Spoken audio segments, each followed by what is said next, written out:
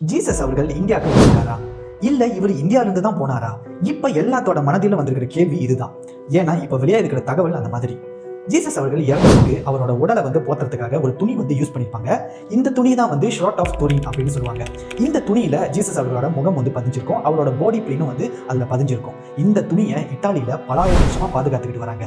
இது நம்ம எல்லாத்துக்குமே தெரிஞ்ச விஷயம் தான். ஆனா இப்ப என்ன நடந்திருக்குன்னு பாத்தீங்கன்னா, அந்த ஷார்ட் ஆஃப் துணின்னு சொல்ற அந்த துணியை எடுத்து சயின்டிஸ்ட் டிஎன்ஏ அனாலிசிஸ் செஞ்சிருக்காங்க. இதோட ரிசல்ட் என்னவா வந்திருக்குன்னா, அந்த துணியில உள்ள டிஎன்ஏ 40% இந்திய மனிதர்களோட மரபணுக்களோட ஒத்து போகுது. அதாவது இந்தியன் டிஎன்ஏயோட இந்த துணியில் உள்ள டிஎன்ஏ ஒத்து போறதா சயின்டிஸ்ட் ப்ரூஃபோட இப்ப நிரூபிச்சிருக்காங்க. இப்ப இந்த ஒரு விஷயம் தான் மிகப்பெரிய ஒரு அதிர்ச்சியை எல்லாத்துக்குமே உருவாக்கியிருக்குன்னு தான் சொல்லணும். அப்ப ஜீசஸ் அவர்கள் இந்தியாவுக்கு வந்திருக்காரா, இவர் இந்தியாவில் வாழ்ந்திருக்காரா?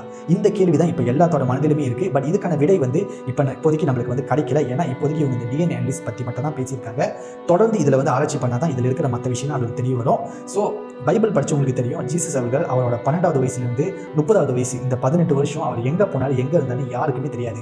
பைபிள்ல இதை பத்தி எந்த ஒரு குறிப்புமே இருக்காது.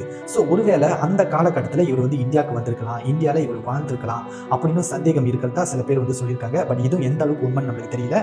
இதில் தொடர்ந்து ஆராய்ச்சி பண்ணால் தான் இதில் இருக்கிற மற்ற விஷயம் வெளியே வரும். ஸோ இப்போதைக்கு வந்திருக்கிற விஷயம் இந்த டிஎன்ஏ அனாலிசிஸை பற்றி மட்டும்தான். ஸோ இதில் வேற ஏதாச்சும் அப்டேட் கிடைச்சிச்சுன்னா கண்டிப்பாக அதை நான் உங்கள்கிட்ட ஷேர் பண்ணுறேன். ஸோ வேற ஒரு வீடியோவில் நம்ம மீண்டும் சந்திக்கலாம்.